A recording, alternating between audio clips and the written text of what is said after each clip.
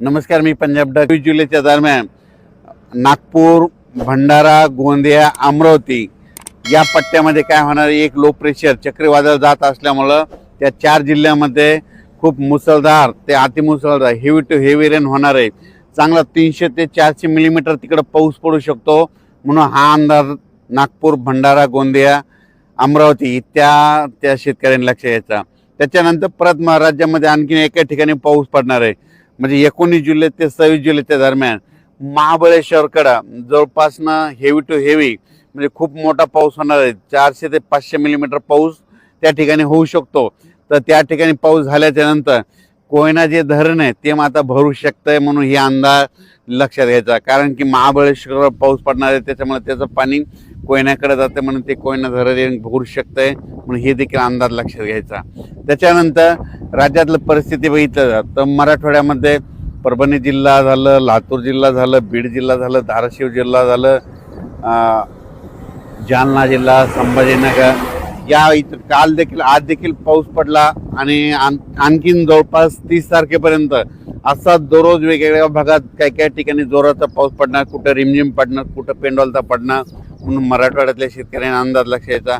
पश्चिम महाराष्ट्रात देखील काय होणार आहे, सांगली, सातारा, सोलापूर, कोल्हापूर, पुणे, त्याच्यानंतर अहिल्यानगर तिकडं देखील काय होणार आहे, हे जवळपास 30 तारखेपर्यंत 30 जुलैपर्यंत म्हणजे आज 19 ते 30 आणखीन 10-11 दिवस असा दररोज वेगवेगळ्या भागात पाऊस पडत राहणार आहे. म्हणून हा अंदाज लक्षात यायचा. त्याच्यानंतर इकडं उत्तर महाराष्ट्राकडं नंदुरबार जिल्हा झालं, धुळे जिल्हा झालं, नाशिक जिल्हा झालं, त्याच्यानंतर अहिल्यानगर, इकडं संभाजीनगर ह्या पट्ट्यामध्ये देखील काय होणार आहे की तिकडे देखील असा म्हणजे 19 तारखेपासून ते 30 जुलैपर्यंत असा दररोज वेगवेगळ्या भागात विखुरलेल्या स्वरूपाचा पाऊस पडणार आहे. म्हणून हा अंदाज लक्षात यायचा. मुंबई पुण्याला देखील जोराचा पाऊस सुरू राहणार आहे. म्हणून हे देखील लक्षात यायचं. पण कोकणपट्टी आणि घाटमाता परिसर मात्र 19 तारखेपासून ते 27 तारखेपर्यंत खूप जोराचा पाऊस पडणार आहे घाटमाता आणि कोकणपट्टीकडे. म्हणून ही अंदाज त्या शेतकऱ्यांना लक्षात यायचा.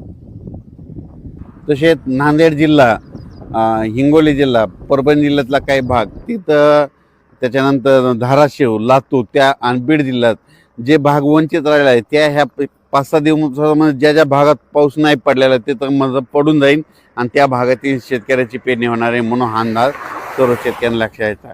सांगायचं झालं तर राज्यात जवळपास आणखीन 30 तारखेपर्यंत 30 जुलैपर्यंत दररोज वेगवेगळ्या भागात पाऊस पडत राहणार आहे. म्हणून हा अंदाज लक्षात यायचा.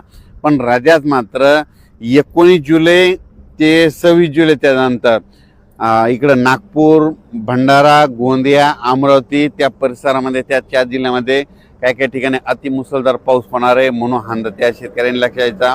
आणि इकडं महाबळेश्वरकडे एक देखील खूप मोठा पाऊस पडणार आहे.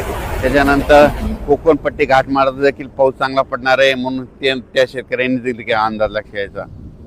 तसेच जळगाव, धुळे, नंदुरबार आणि नाशिक तोडत जाणार आहे, सगळीकडं पडत जाणार आहे आणि सगळ्या अहिल्यानगर जिल्ह्यातील सर्व तालुक्यामध्ये पडणार आहे. म्हणून त्यांनी देखील हा अंदाज लक्षात यायचा.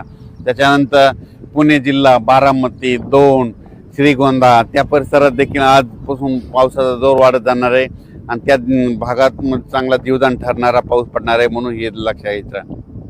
त्याच्यानंतर आतापर्यंत काही भागात अद्यापही पाऊस पडलेला नाही. तर त्या भागात ह्या 19 ते 30 जुलैच्या दरम्यान पडून जाईन आणि त्यांच्या देखील पेरण्या होतील.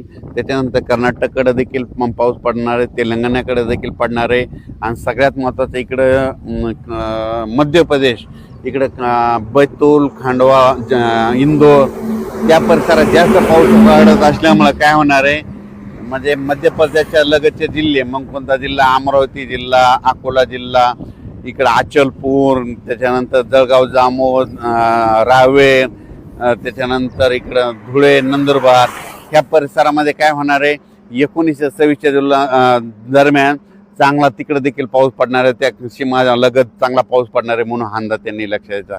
अचानक वातावरण बदल झाला तर परत एक मेसेज दिला जाईल. धन्यवाद.